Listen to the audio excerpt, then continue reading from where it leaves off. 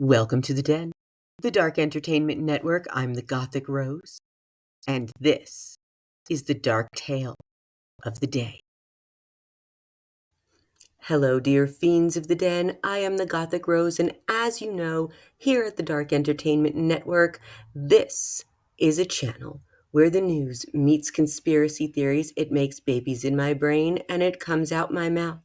If you like this type of content, be sure to like, subscribe, and hit that bell. Yes, dear fiends of the den, we are back talking the haunted history of Hollywood. And in yesterday's live stream, where I often combine old Hollywood and new Hollywood and talk about what I think new Hollywood is doing wrong, I was talking about The Great Gatsby, which was the episode before yesterday's live stream. And not only imposter syndrome, but there is also the syndrome called the Dunning-Kruger effect, and this is a cognitive bias where people with low ability or knowledge overestimate their competence, which I believe we are seeing not only in Hollywood, but in politics today. So let's discuss back to Prohibition era and how The Great Gatsby helped to tell us a little bit about the world of illusion in Hollywood. But that world of illusion, of course, during Prohibition, was corrupted. Let's talk. Jay Gatsby, an illusion, a made up person in his own mind, changed his name, made a fortune, and held parties every night trying to live in the past and recreate his greatest moments. It never happened. But what it did was it showed how money and power can not only corrupt and make you make bad decisions, but how old money and new money never really mingle, and how your status in life is still your status regardless of your wealth. And I believe that this carries over into a lot of modern day celebrities, many of which are involved in a lawsuit right now. So check my shorts for all of that. Hollywood's West Coast roots began in the Gilded Age after many artists fled basically the control of Thomas Edison, who in 1908 patented everything, all of the movie equipment, all of the film, and he started the Motion Pictures Patent Company, the MPPC, which only a select few members were able to get his equipment and use it and create films.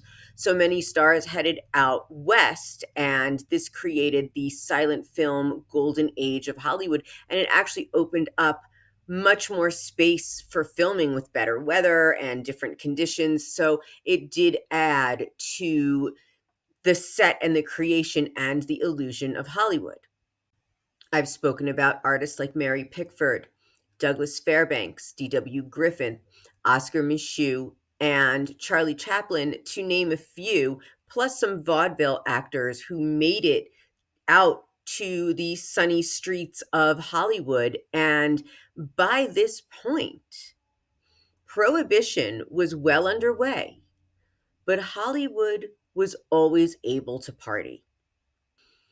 And my theory that Hollywood has always been seedy and always has been rooted in crime holds true because all of the gangsters went out to Hollywood. Prohibition, 1920 to 1933, and this started the bootleggers.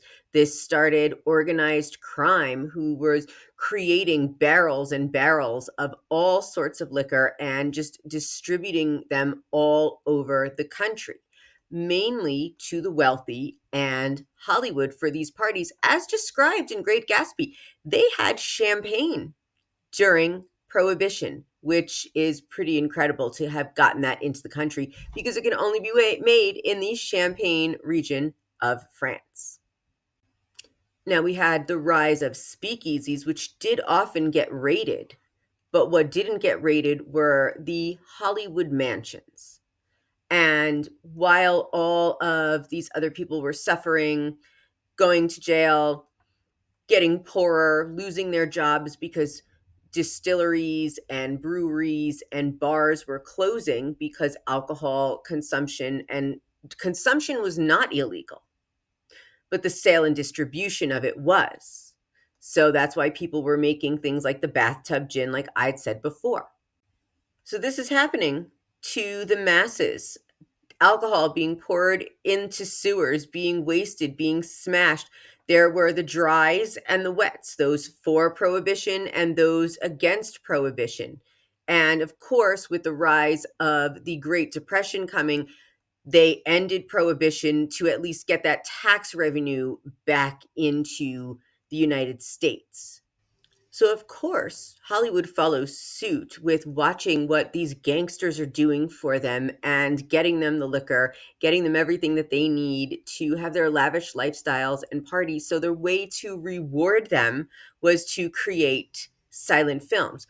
But the actual first silent film that was actually considered a gangster film was The Musketeers of Pig Alley in 1912, directed by none other than D.W. Griffith. And this depicted urban crime gang and rivalries. Now, there's also The Black Hand in 1906, and this is a short film about extortion and organized crime inspired by real life criminal organizations. And if you are Italian, you know The Black Hand. I will get into that. And then in 1927, there is The Underworld, directed by Joseph von Sternberg. And this film helped define the gangster genre with its portrayal of crime and loyalty. From 1920, we have The Penalty, a crime drama starring Lon Chaney as a ruthless gangster seeking out revenge. That is the father of Lon Chaney Jr., the Wolfman. And Outside the Law, 1920, another Lon Chaney film exploring themes of crime and redemption. And these films inspired and laid the foundations for films like Scarface and The Godfather. So The Godfather 1972 and all of all of its films that followed. Scarface in 1983, and this film is loosely based on Al Capone's rise and fall, Tony Montana's violent climb to power. The Godfather is about the Corleone crime family, as we all know, real mafia figures. Goodfellas in 1990, a gritty portrayal of mob life based on the true story of Henry Hill. Casino 1995 explores the mafia's control over Las Vegas casinos.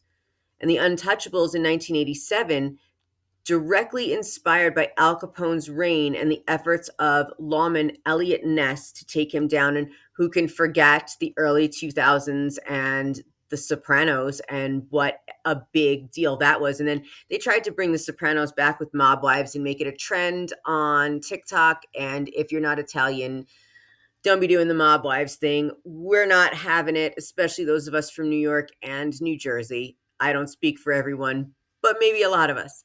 Now, as for Al Capone, he was one of the most infamous gangsters of the Prohibition era.